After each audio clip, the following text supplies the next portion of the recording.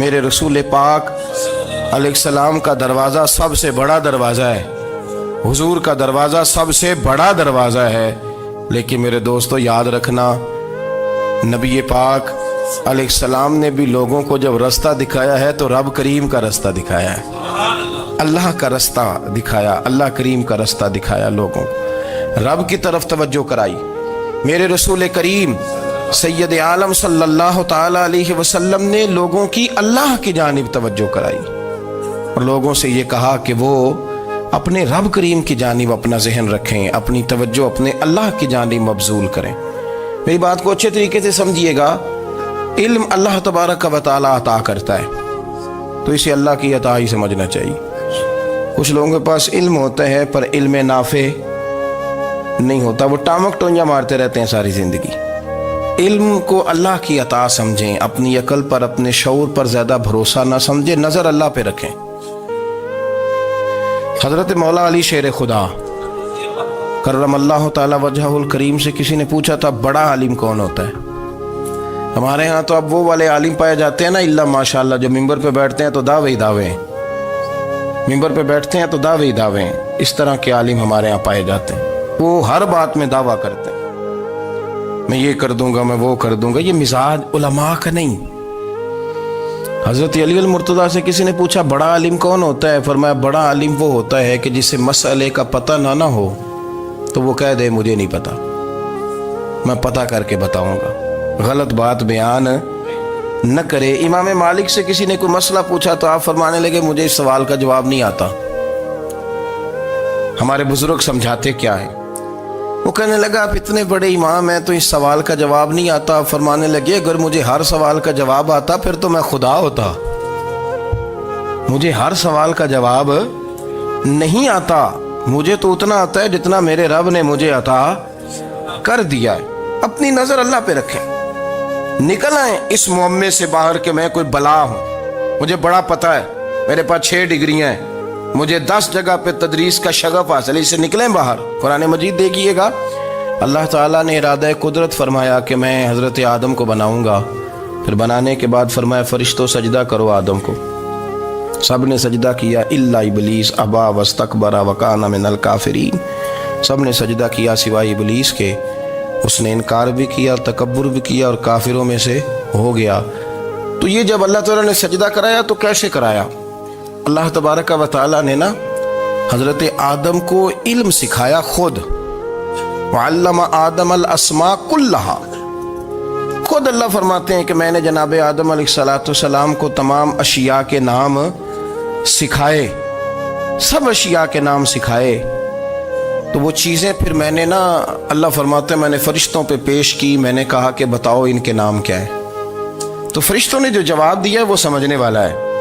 اللہ نے چونکہ خود علم سکھایا تھا حضرت آدم کو، جناب آدم سکھایا تھا، لیکن فرشتوں کو نہیں سکھایا تھا۔ تو اللہ کریم نے فرمایا فرشتوں اب یہ بتاؤ ان چیزوں کے نام کیا ہیں؟ تو فرشتے کیا کہتے ہیں؟ فرشتے عرض کرتے ہیں قالوا سبحانک لا علم لنا۔ آپ کبھی یقین کریں اس چیز کی لذت لیں تو مزہ آ جائے۔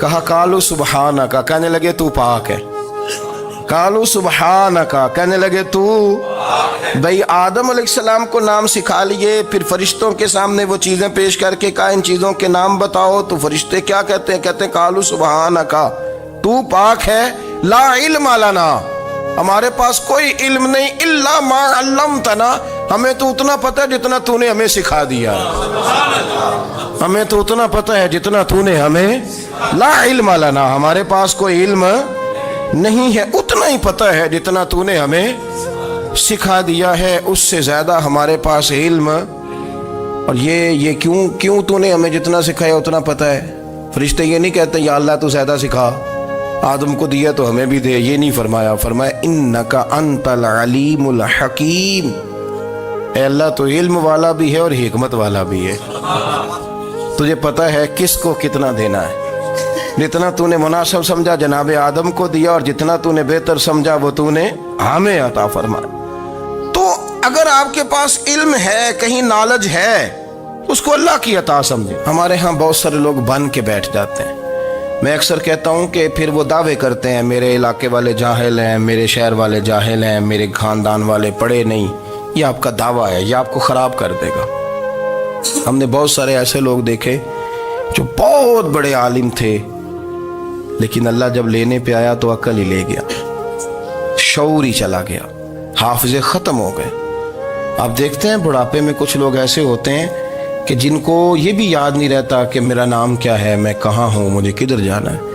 تو اس وقت سے اللہ کی پناہ مانگیں اور اپنی نظر اپنے رب کریم کی جانب رکھیں، اللہ کی جانب اپنی نظر کو مبذول رکھیں۔ دوسری بات، علم کے بعد ایک چیز آتی ہے جس کا نام ہے ہدایت، جس کا نام ہے تقوی، جس کا نام ہے پرہیزگاری، جس کا نام ہے عمل، عبادت، ریاضت۔ یہ بھی اسی وقت ہی نصیب ہوتی ہے جب میرا رب کریم نصیب فرما دیتا ہے۔ ہم نے نا نیکی کا اپنا اپنا سٹیٹس بنا لیا ہے، اپنا اپنا معیار بنا لیا ہے۔ کچھ لوگ کہتے ہیں کہ جناب مسجد میں سیمٹ کا توڑا دینے سے بہتر ہے کسی غریب کو آٹے کا تھیلا دے دو۔ اب اس نے اپنا مزاج بنا لیا نا نیکی کا، اس نے اپنا سٹیٹس بنا لیا۔ میرا یہ سوال ہے کہ نبی پاک صلی اللہ تعالیٰ علیہ وسلم جب مدینہ شریف آئے تھے تو حضور نے سب سے پہلے غریبوں میں آٹا تقسیم کیا تھا کہ سب سے پہلے مسجد بنائی تھی؟ کیا عجیب لوگوں کا رنگ ہے، اپنی مرضی کی ہدایت، اپنی مرضی کا تقوی، اپنی مرضی کا معیار۔ مسجد کوئی بڑا چھوٹا خطیب بھی میری طرح کا ہو نا تو وہ مسجد میں بیٹھ کے جب نبی پاک کی بات کرتا ہے تو کہتا ہے میرے رسول پاک غریبوں کا سہارا بن کے آئے۔ وہ غریبوں کی بات کرتا ہے، مسکینوں کی، لاچاروں کی، کمزوروں کی بات۔ تو مسجد ہی تو وہ ادارہ ہے جہاں سے غریبوں کی بات ہو رہی۔ تو اب لوگوں نے غریب کو اور مسجد کو لڑانا شروع کر دیا، اس کو لڑاؤ کہ مسجد میں پیسے دینے سے بہتر ہے آپ غریب کو آٹے کا تھیلا دے دیں۔ آپ یہ کیوں نہیں کہتے کہ مسجد میں بھی آپ توڑا دیں ایک سیمٹ کا اور ساتھ غریب کو بھی خدمت کریں؟ یہ کیوں نہیں تقویٰ؟ اپنی اپنی مرضی کا مزاج، اپنی اپنی۔ کچھ لوگ کہتے ہیں چھوڑو جی، ساری زندگی انسان نماز پڑھتا رہے اور پھر گالیاں بھی دیتا رہے، بندہ داڑھی بھی رکھ لے اور جھوٹ بولنا بھی نہ چھوڑے۔ تو یہ آپ نے اپنے پاس سے تقوی کا معیار بنایا۔ گالی دینے کا گناہ ہے اور داڑھی رکھنے کا ثواب ہے۔ تو اگر آپ داڑھی رکھے ہوئے ہیں اور آپ کوئی غلطی کر رہے ہیں تو اس سے آپ کی داڑھی کا ثواب ختم، اللہ کرے آپ کو سمجھ آئے میری بات۔ آپ کوئی غلطی کر رہے ہیں، داڑھی کا ثواب اس سے ختم، وہ اپنی جگہ پہ قائم ہے چیز۔ اپنی مرضی کا کیوں تقوی کا معیار بناتے ہیں؟ تقوی کا مزاج اپنی مرضی کا نہ بناؤ۔ اللہ کی بارگاہ سے دعا مانگو کہ یا اللہ ہمیں ہدایت کا نور عطا فرما، اللہ تو ہمیں رستہ دکھا، تو بتا کہ ہدایت کیا ہے۔ تو رب فرماتا ہے اللہ ولی الذین آمنوا، اللہ مومنوں کا مددگار ہے، یخرجہم من الظلمات الی النور، وہ انہیں اندھیروں سے نکالتا ہے اور نور کی طرف روشنی عطا فرماتا ہے۔ اندھیروں سے نور کی طرف اللہ لاتا ہے۔ اللہ ولی، اللہ مومنوں کا ولی ہے، وہ انہیں اندھیروں سے نور کی طرف نکالتا ہے۔ ہدایت ہمیشہ اللہ کی طرف سے سمجھے۔ جب وہ نماز کی توفیق دیتا ہے تو اپنے فضل سے دیتا ہے، جب وہ ذکر کی توفیق دیتا ہے تو اپنے فضل سے۔ ہم سمجھتے ہو جی فلانا نہیں پڑھ رہا بڑا بیوقوف ہے، فلانا نہیں پڑھ رہا، تو تم کیا اپنی عقل کے زور پہ پڑھ رہا ہے؟ میں جی اللہ کے فضل سے 2 سپارے پڑھتا ہوں، تو کس پہ احسان کرتے تو 2 سپارے پڑھ کے رویا کر کہ اگر مالک تو بڑا قریب نہیں۔ بڑے لوگ ہیں جن کو پورا قرآن حفظ ہے پر انہیں پڑھنے کی توفیق نہیں، تو انہیں فضل کیا اور مجھے توفیق دے دی ہے پڑھنے۔ رویا کر، پڑھ کے رویا کر، راتی ساری کر کر زاری، وہ نیند اکھاں تھی توندے تے فجرے اوہی گناہگار کہاون سب تو نیوے ہوندے۔ مہربانی کریں، ڈریں، نیکی کریں تو پھر ڈریں، پھر احساس پیدا کریں، پھر اپنے اندر وہ کمزوری لائیں، کہیں توبہ توبہ مجھے تو پتہ ہی نہیں، تو جانتا ہی نہیں۔ حضرت سیدنا امام اعظم ابو حنیفہ رحمۃ اللہ تعالی علیہ کے ساتھ ایک شخص کہتا میں نے نماز پڑھی تو عشاء کی نماز تھی۔ یہ جو لوگ بڑے ہوتے ہیں نا، جن کے پیار کرنے والے بڑے ہوتے ہیں، ان کے گرد خوف بھی بڑا ہی ہوتا ہے، انہیں بڑا ڈر لگتا ہے، بڑی بعض اوقات آزمائش ہوتی ہے ان کی۔ عشاء کی نماز کہتے پڑھی تو امام صاحب نے نا عشاء کی نماز میں تلاوت کی آیتیں فَمَن يَعْمَلْ مِثْقَالَ ذَرَّةٍ خَيْرًا يَرَهُ وَمَن يَعْمَلْ مِثْقَالَ ذَرَّةٍ شَرًّا يَرَهُ، فرمایا جو ذرہ برابر خیر کرے گا وہ بھی قیامت میں دیکھے گا، اور جو ذرہ برابر شر کرے گا وہ بھی قیامت میں اس شر کو دیکھے گا اس کے سامنے آئے گا. تو وہ شخص کہتا ہے کہ سارے لوگ نماز پڑھ کے چلے گئے تو امام صاحب رحمۃ اللہ علیہ نے اپنی داڑھی پکڑی رو رہے ہیں. کہتے ہیں وہ ذرہ برابر نیکی کا بدلہ دینے والے، وہ ذرہ برابر شر پہ سزا دینے والے میری سفید داڑھی کو دیکھ. مالک میرے ذرے ذرے سامنے نہ لانا، لوگ تو میری بڑی قدر کرتے ہیں دنیا، میں تو بڑا پہچانا جاتا ہوں، لوگ تو میری راہوں میں پھول لیے کھڑے ہوتے ہیں، مجھے بڑا نوازتے ہیں. قیامت میں رسوا نہ کر دینا، میرے لیے مشکل ہو جائے گی. وہ کہتے ہیں میں نے امام صاحب کا درد دیکھا، مجھے کوئی کام تھا تو میں چلا گیا. میں نے کہا کہ وہ اس وقت اللہ کے حضور حاضر ہیں تو میں دوبارہ آؤں گا. کہتے ہیں میں تہجد کا وقت آیا تو امام صاحب وہیں بیٹھے تھے اور ان کی داڑھی آنسوؤں سے بھری ہوئی تھی اور زور سے داڑھی پکڑی ہوئی. کہنے لگے مالک رسوا نہ کر دیں، قیامت میں رسوا نہ کر دیں. یار جو ہدایت یافتہ لوگ تھے وہ تو ڈرے ہوئے تھے، وہ تو سہمے ہوئے تھے، وہ تو کہتے تھے یہ اس کا فضل نہیں، اس نے بلا لیا، یہ اس کا کرم نہیں. حضرت باعزید بستامی کسی کافر کو دیکھتے تو رو پڑتے، کہتے مالک تو کتنا قریب ہے، یہ بے ایمان رہ گیا، تو نے اپنے فضل سے مجھے اپنے نبی کا غلام بنا لیا. وہ رو پڑتے. یہاں تو لوگوں کا دعویٰ ہی بڑا ہے. نمازی اللہ خیر فرمائے وہ تو دوسروں کو گھورتا ہے، وہ کہتا ہے جنت کا میں مالک ہوں، کنجیاں میرے پاس ہیں، میں کسی اور کو گھسنے نہیں دوں گا. اور اگر 2-3 حج کر لے تو پھر تو وہ کہتا ہے کہ اب میرے سے پوچھ کے لوگ جنت میں جائیں گے معاذ اللہ. اور اگر وہ 2 4 5 7 دفعہ کوئی نفل پڑھ لے تو پھر وہ کہتا ہے چھوڑیں جی سارے لوگ بے عمل ہیں، میں اکیلا نیک ہوں. نہ ایسا کریں، اپنی توجہ اپنے رب پہ رکھیں، اپنی توجہ اپنے معین الملت والدین، عطائے رسول، ہند الولی، غریب نواز، خواجہ معین الدین چشتی، حضرت خواجہ اجمیر، شاہ اجمیر، والی ہندوستان. آخری عمر میں نا سارا دن روتے گزر جاتا، ساری رات روتے گزر جاتے، ذرا سی کوئی بات کرتا تو رو پڑتے، آنکھیں آنسوں سے بھری رہتی. کئی دفعہ اپنے بھی پریشان ہو جاتے ہیں نا کہ یار تو ایک بات کی جان ہی نہیں چھوڑ رہا. تو خواجہ قطب الدین صاحب بختیار کاکی سے لوگوں نے کہا کہ آپ مرشد سے بات کریں، اتنا بھی تو نہیں نہ رونا چاہیے، ہر وقت اس کے آنسو کی کریے. عاشق دا کام ہی رونا تونا تے بنا رویوں نہیں منظوری. یہ عاشق سدا ہی روندا رہندا ہے، پاویں وصل ہوئے تے پاویں دوری. ہر وقت رونے کا کیا مطلب ہے؟ تو خواجہ قطب صاحب کہتے ہیں میں قریب گیا تو میں نے پیر دبائے، میں نے کہا سونیا لوگ تو کچھ بھی نہیں کرتے، تو نے تو کمال کر دیا، 90 لاکھ آدمی مسلمان کر دیا، دنیا کچھ نہیں کرتی، تو نے 50 سال ساری رات مسلح پہ بیٹھ کے رب راضی کیا. تو شہزادہ تھا، حضور کی اولاد تھا، لیکن معین الدین تیرا ایک پلاٹ بھی نہیں، تو نے طالب علم پالے، انہیں غریبوں کو دیا، انہیں نوازا، کوئی شے نہیں تیرے پاس، ہر چیز تو نے. ساری رات روتے ہو، سارا دن روتے ہو. تو خواجہ قطب الدین صاحب کہتے ہیں میں نے جب عرض کیا تو خواجہ صاحب مجھے گلے لگا لیا، چیخ مار کے روئے، کہنے لگے قطب الدین پتر داڑھی سفید ہو گئی، جانے کا وقت آ گیا، جو تو نے نیکیاں گنوائی ہیں وہ ہیں صحیح میرے پاس، پر یار کی بارگاہ میں پیش کرنے کے قابل ایک بھی نہیں. تو بارگاہ تو دیکھ کتنی بڑی ہے، رسول کریم کی بارگاہ میں پیش کرنے کے قابل ان میں سے ایک بھی نہیں. تو آستانہ دیکھ کتنا بڑا ہے، کیا پیش کروں گا، کیا عرض کروں گا حضور کی بارگاہ میں، کس طرح. وہ یار جو بڑے تھے وہ تو ڈرے ہوئے تھے، سہمے ہوئے تھے، وہ تو بڑی آزمائش میں تھے، لیکن میرا اور آپ کا رٹا 2 نمازیں پڑھ کے 6 نمازوں کا دعویٰ کرنا اور لمبی چوڑی کہانیاں بنانا اور اپنے منہ سے اپنی تعریفیں کرنا، اس سے تھوڑا باہر آئیں. رزق بھی میرا اللہ ہی دیتا ہے، علم بھی اللہ دیتا ہے، رزق بھی. بڑے بڑے فقیروں کو مالدار ہوتے دیکھا، بڑے بڑے مالداروں کو فقیر ہوتے دیکھا، بڑے بڑے. میرے ایک بڑا سخی قسم کا سجن ہے، بڑا پیارا ہے، میں اسے سخی مانتا ہوں. میں نے اپنی پریشانیوں کے دنوں میں بھی اس شخص کو سخی دیکھا. ایک دن رات کو مجھے ٹیلی فون کر کے کہنے لگا کدھر ہو؟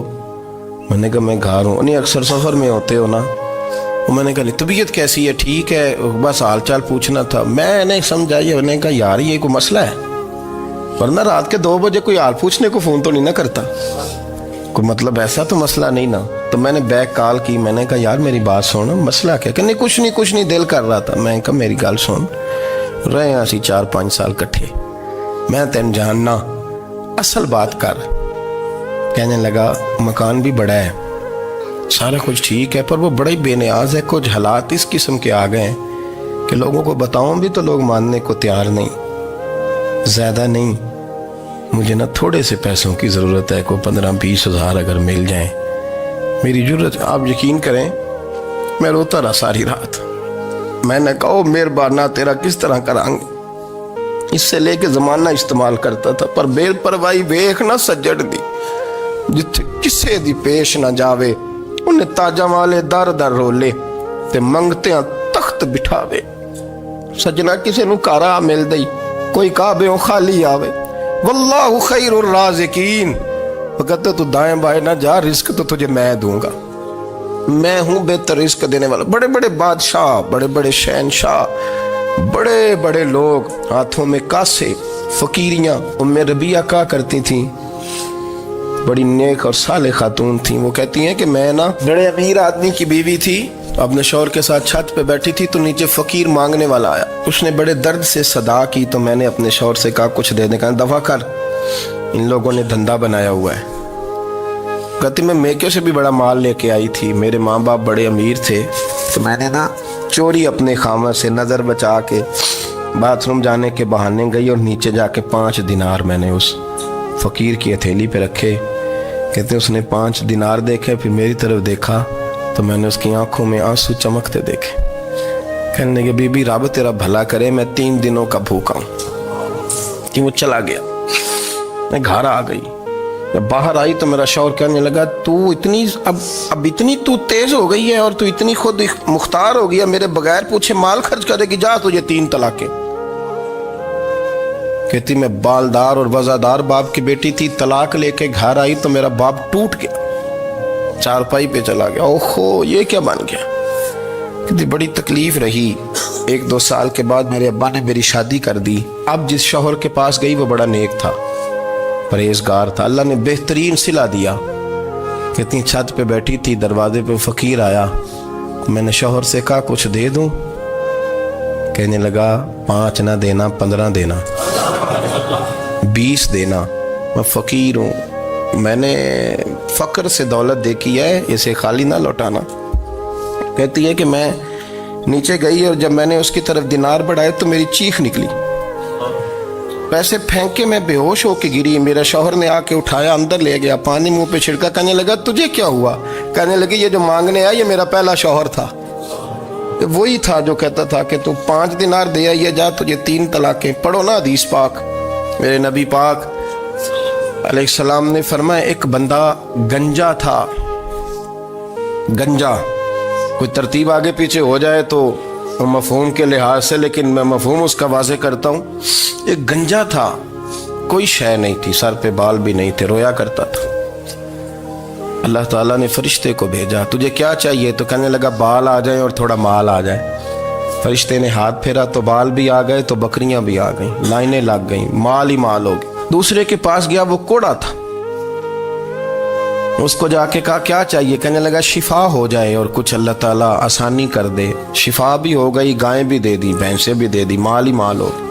پھر ایک کے پاس گیا, وہ اندھا تھا, تجھے کیا چاہیے؟ اس نے کہا آنکھیں ملنے اور کچھ ساتھ اللہ مال دے دے. اونٹ ہی اونٹ ہو گئے. جب بڑا نواز دیا تو پھر مالک نے امتحان لینے کا ارادہ کیا. یاری تیری سونا ہے, پر آزمائشاں بھی تیریاں اگ. آزمائشاں تیریاں, صحیح کہہ رہا ہوں, آزمائشاں تیریاں, یاری تیری سونا ہے پر آزمائشاں تیریاں. یہ سونا پرکھیا جامدائی, پہلو نال لگاں دے لگ.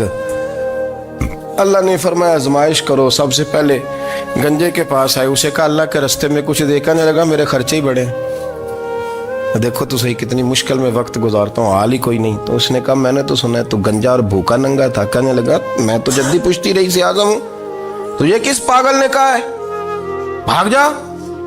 اس نے کہا اچھا جیسے تو تھا ویسے ہی ہو جائے. کھیت کھلیان اجڑ گئے, پھر سے گنجا ہو گیا.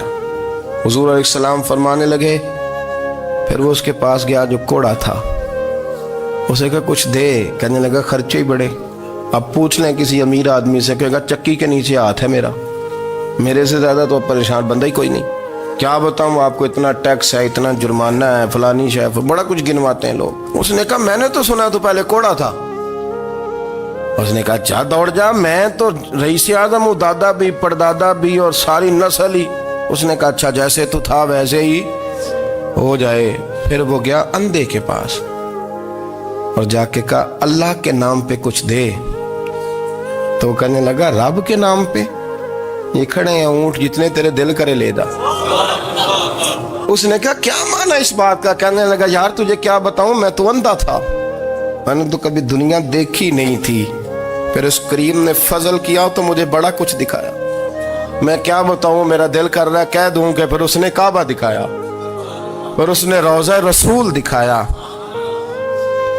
پھر اس نے ریاض الجنہ کے سجدے دکھائے، پھر اس نے اپنے محبوب کے دروازے کی رونقیں دکھائیں، اس نے بڑا کچھ دیا، اس نے بڑا نوازا۔ میرے پاس تو شاید میں بدکار پرانا خادم، کسے در ملی نہ ٹوئی، واصف یار نے نظر جو کی تھی پھر واصف ہی ہوئی، یہ تو اس کا کرم ہوا۔ تو یہ وہ کہنے لگا تو اللہ کے نام پہ جان مانگ، میں وہ بھی دینے کو تیار، میرے پاس تو شے ہی کوئی نہیں تھی، مجھے تو اپنا پتہ ہے، میں تو کوئی شے نہیں تھا، کچھ نہیں تھا میرے پاس، یہ تو ان کا کرم ہے کہ رخ ان کا ادھر ہے، اور مختصر سی میری کہانی ہے، یہ جو بھی ہے ان کی مہربانی ہے۔ تو وہ کہنے لگا میں بھی کچھ لینے نہیں آیا تھا، تیری آزمائش ہی کرنے آیا تھا، تیری عزتیں بھی سلامت رہیں گی، تیرا مال بھی سلامت رہے گا، تیری شفا بھی۔ اپنی زندگی میں کبھی بھی اللہ کی بارگاہ سے توجہ ادھر ادھر نہ کریں، چھوڑیں لوگ کیا کر رہے ہیں، دنیا کیا کہہ رہی، کبھی بھی اپنی توجہ دائیں۔ ہمارا یہ مسئلہ بن گیا کہ ہماری سیاست ہے، ہماری دنیا داری ہے، ہم بندوں کو راضی کرنا چاہتے ہیں، ہم دیکھتے ہیں کون کس طرح، اور آپ یقین کریں آپ تھک جائیں گے، بندے راضی نہیں ہوں گے، وہ نہیں راضی ہوتے، آپ ان کو منا کے لائیں گے تو ادھر والے نکل جائیں گے، ادھر کو منائیں گے تو ادھر والے نکل جائیں گے۔ اس چکر سے باہر آئیں، اس رب کو راضی کریں جو فرماتا ہے ان الذین آمنوا وعملوا الصالحات سیجعل لهم الرحمن ودا۔ فرمایا تو ایمان لانے کے بعد نیک عمل کر، میں لوگوں کے دلوں میں تیری محبت پیدا کر دوں، رحمان لوگوں کے دلوں میں محبت ڈال دے گا، اللہ لوگوں کے دلوں میں۔ اپنی نظر ہمیشہ اپنے رب پہ رکھیں، اتنی لمبی چوڑی دنیا داروں سے امیدیں نہ وابستہ کریں۔ میں نے دیکھا ہے لوگ کاسا لیسی کرتے ہیں، کبھی اس کے دروازے پہ کبھی اس کے دروازے پہ، ان چکروں سے باہر آئیں اور اپنے رب کی بارگاہ کی طرف توجہ کریں، استغفار شوق سے پڑھا کریں، اور اکیلے میں نہ، اکیلے میں حضرت رئیس المتکلمین مولانا نقی علی خان صاحب رحمۃ اللہ نے لکھا ہے کہ فرعون 500 سال حکومت کر گیا، یہاں تو 5 سال کی حکومت کی پیر لڑکھڑاتے ہیں، 500 سال۔ فرماتے اصل وجہ یہ تھی کہ دنیا جب سو جاتی تھی نا تو اوپر چادر لے کے تو مصلے پہ بیٹھ جاتا تھا اور ہاتھ باندھ کے کہتا تھا رب تو ہی ہے، میرا پردہ نہ کھولنا، مالک تو ہی ہے، کرم نوازی کرنا، میری پکڑ نہ کرنا۔ وہ بے ایمان ہو کے اگر 500 سال ہاتھ باندھے تو گزارا کر لیتا ہے، تو ایماندار ہے، پر مسئلہ یہ ہے کہ تو رات کو بکل مار کے ہاتھ نہیں نہ باندھتا، تو منت نہیں کرتا، تو استغفار نہیں کرتا، توبہ کریں تو بچے رہیں۔ وہ اتنی لمبی حکومت کر گیا چونکہ رات کو کہتا تھا مالک رب تو ہی ہے، لیکن مہربانی فرما، میری پکڑ نہ فرمایا تو اللہ نے تو اس کو مہلت دے دی۔